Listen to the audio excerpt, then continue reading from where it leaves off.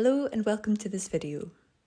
Today I'm heading outside to sketch and collect reference imagery to hopefully re-inspire some paintings I'm working on. I'm currently developing an alphabet-long series of paintings, each piece reflecting an association I have with the outdoors. I've been loving working on this project, and in it I've been painting lots of plants and flowers, which is something I haven't done for a very long time. In this series of work, I've been exploring the balance between visual reference and imagination.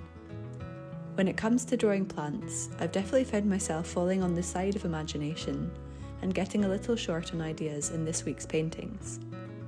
I wanted to hop back a step to find some real-life references to study. Although the point of this painting series has been to explore the consistencies in my practice, I've been very open-minded to let myself follow whatever inspiration trail comes to mind as I'm working. I've wanted this freedom just to explore ideas I've had in my head for a long time, but within that see the ways that I can use my usual marks, textures and colours, the kind of cornerstones of my practice, and see how that adapts within a new idea. As a result, I can see that these paintings are quite different to the work I have been making previously. But I'm really excited to be able to stand back with all of the series complete and to spend some time analysing those consistencies in my practice and how they sit and what they say in this new setting. Perhaps this quest for consistency was never really about consistency at all, but more confidence in what I was doing. If you're new here, an extra welcome to you. My name is Orla and I'm an artist, illustrator and designer. My other love, outside of art, is nature and the outdoors. I make videos about art, nature and creativity, often taking my work outside. In this video, I'm on a mission to gather as many patterns and textures that I can find from nature. Plants, stones, you name it. Before we head outside and get stuck into the sketching session, I wanted to quickly show you the paintings that I've been working on this week for a wee bit of context. I've been using all the textures and patterns to lead people through and around the work, almost like a maze or a map. I want to make sure that the texture ideas bank is well and truly stocked up for the series as it develops. These paintings span the letters L to Q. I've not finished all of these 6, as you'll see from the tape left over on some of them, but this is where we're at right now. After these are complete, there will be only 9 more to go to complete the whole alphabet, and I can't wait to see them all on the wall together. This outdoor sketching session is all about looking closely, and maybe more importantly, relaxing. Things have been very digitally focused in the last week, and I've been itching for some time just to play creatively outdoors. Before heading outside, I decided to prepare a few pages in my sketchbook with some colours to get me going. Here are a few materials I packed for this trip, which all fits into my albeit rather large hiking bag. As usual, I overpacked and didn't use half of what I brought. Maybe one day I will learn. At the moment, I'm staying with my partner in Berlin. Each time I visit, there's always something exciting and new to see. And today we managed to go somewhere I've been meaning to go for such a long time, which is Garten der Welt. I am so sorry in advance for my pronunciation there. Gardens of the World is exactly what it sounds like, a collection of gardens inspired by countries and traditions around the globe, all within one park.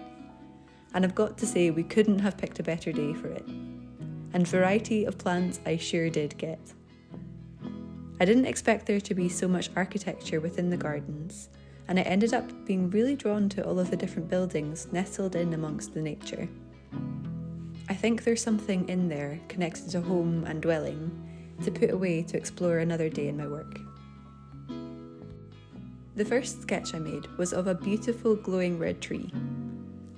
By the way, if you have any plant names for me, please let me know below. As today was focused on the shapes, marks and textures, that's what I explored in these sketches. And alongside my sketchbooks, I brought these pre-painted pages that I keep for collaging with. My plan is to use these loose pages I worked into today to create some collages later on in the week. Next up, I chose to study this beautiful, far larger tree with the sun beaming through its branches. For this, I used watercolour, soft pastel and oil pastel.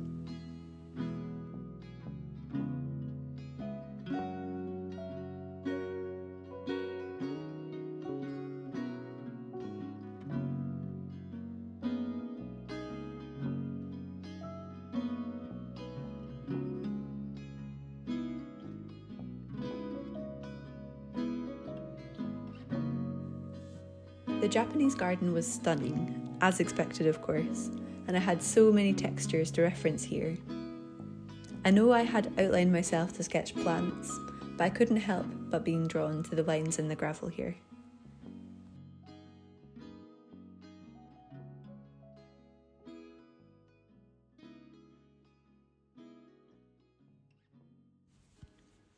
I love going on these mark-making texture hunting trips. I originally started them back in university. I studied textiles and surface pattern design, and we were taught to make patterns using physical textures, which we'd scan in to turn into repeats for digital or screen prints.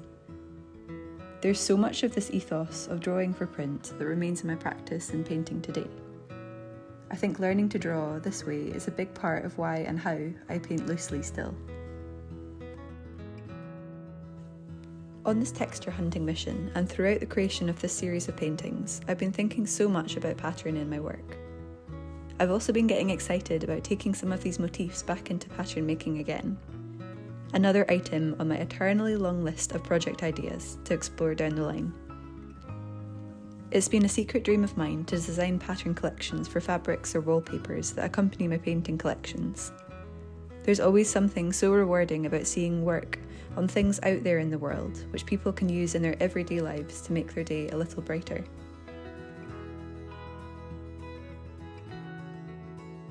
This trip was a bit of a research into the garden environment as a whole through texture, which covered all sorts of elements, from these veg beds to wooden edgings to pine needles and much more.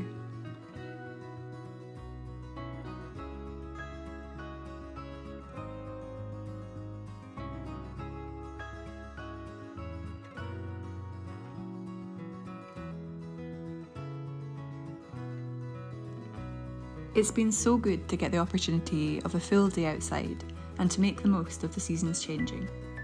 I'm really glad that I've made this process part of my practice and work, because being outside helps keep me balanced and makes everything else so much more manageable.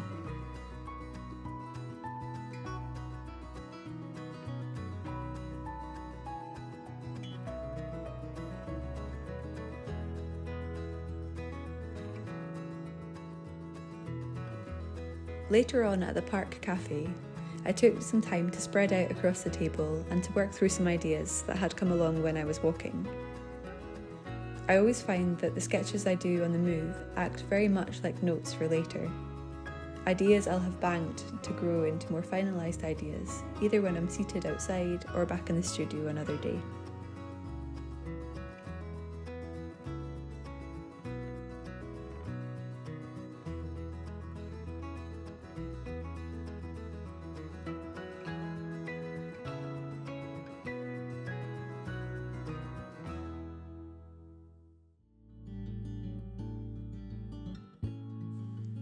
In my last video, I started to introduce figures back into my work, and when two ladies walked by, I could not help but take the challenge to sketch their silhouette in the 5 seconds I had, while they gazed over at some flower beds.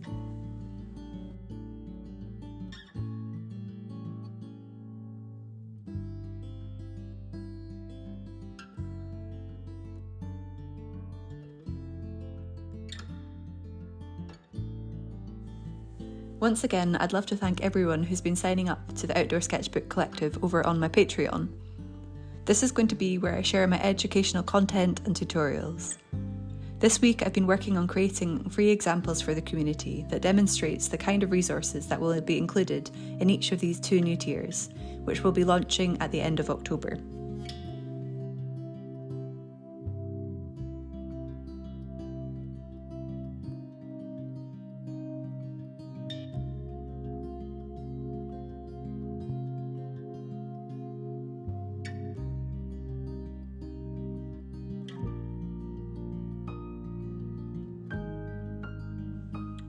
There's something so playful about drawing flower beds.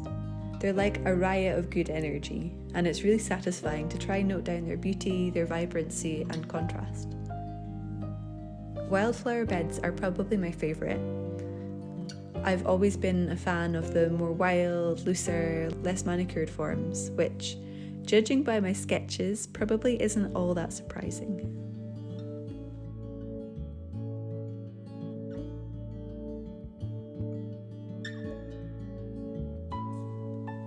I hope seeing the messy process of my outdoor sketching session has been fun to watch. It's been such a treat to have so much sunshine to work in, and it's been great to top up my vitamin D, which I can tell I'll be needing with the winter fast approaching in.